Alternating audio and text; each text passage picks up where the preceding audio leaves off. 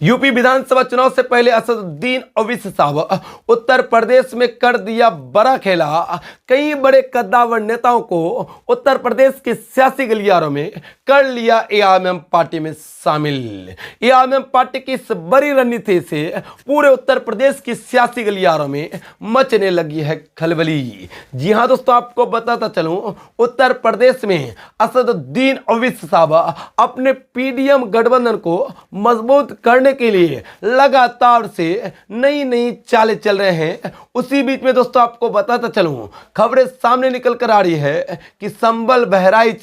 प्रयागराज, इलाहाबाद, इन जगहों में कई कद्दावर नेताओं को असदुद्दीन ओवैसी साहब ने उत्तर प्रदेश के महानगर पालिका चुनाव से पहले एआईएमआईएम पार्टी में शामिल कर लिया है। साथ ही दोस्तों आपको बताता चलो, उत्तर प्रदेश में होने वाले महानगर उपचुनाव को लेकर असदुद्दीन ओवैसी साहब ने बड़ा ऐलान किया है। साथ ही असदुद्दीन ओवैसी साहब ने कहा है कि हमारी पार्टी पूरी मजबूती के साथ उत्तर प्रदेश में नगर पालिका उपचुनाव लड़ेंगे और साथ ही जिस तरह प्रकार से पिछले चुनाव में एआईएमआईएम पार्टी ने नगर पालिका चुनाव में बड़ी जीत हासिल की है उत्तर प्रदेश में, उसी प्रकार से उपचुनाव में भी हमारी पार्टी बड़ी जीत हासिल करेगी और उम्मीदें जताई जा रही है कि जनता हम पर विश्वास करेगी। यह बात असदुद्दीन ओवैसी साहब ने कही है। साथ ही दोस्तों आपको बताता चलूं, उत्तर प्रदेश विधानसभा चुनाव 2026 से पहले कई बड़े कद्दावर नेताओं ने एआईएमआईएम पार्टी के दामन को थाम लिया है और पीडीएम गठबंधन को मजबूत करने के लिए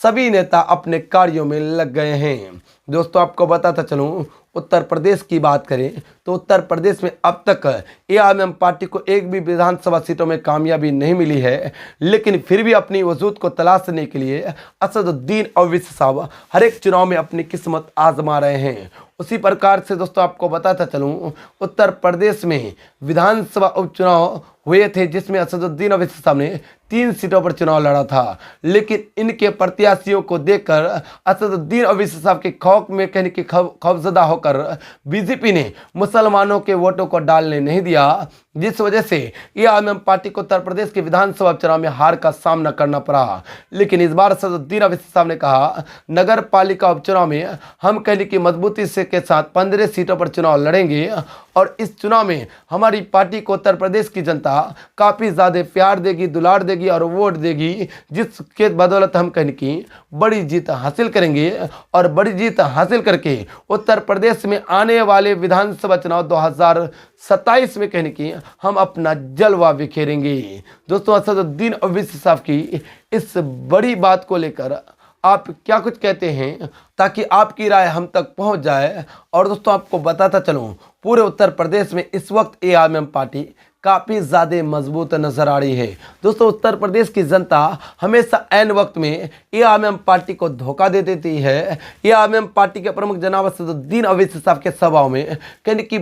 बड़ी संख्या में लोग मौजूद रहते हैं, लेकिन ये वोट बैंक में तब्दील नहीं होता है। हर बार अखिलेश की गुलामी, मायावती की गुलामी, कभी दिगेर नाम निहाद सेकुलर पार्टियों की गुलामी उत्तर प्रदेश के मुसलमान कर लेते हैं, जिसका नतीजा ये होता है कि मुसलमानों के शरीयत में मदाखिलत करी जाती है, मुसलमानों के साथ ज्यादती की जाती है और उनके बावजूद भी असदुद्दीन ओवैसी साहब भी इनके मुद्दे में बोलते हैं। इसी वजह से कहने की इस बार उत्तर प्रदेश के मुसलमानों को सोच समझकर वोट करना पड़ेगा। अगर कहीं कि उनके मसलों मसाइल के लिए कोई आवाज़ नहीं उठाते हैं तो उनको एआईएमआईएम पार्टी की तरफ अपना रुख मोड़ना पड़ेगा, तब जाकर एआईएमआईएम पार्टी उनके लिए बड़ी जीत हासिल करके पूरे उत्तर प्रदेश के विधानसभा में अपनी आवाज़ गुंजवा सकती है। इसलिए कहने की जनता से अपील करना चाहूँगा कि जनता इस बार सोच समझकर वोट करें और एआईएमआईएम पार्टी के लिए मेहनत ज़रूर करें। एआईएमआईएम पार्टी को 5 से 7 विधानसभा सीटें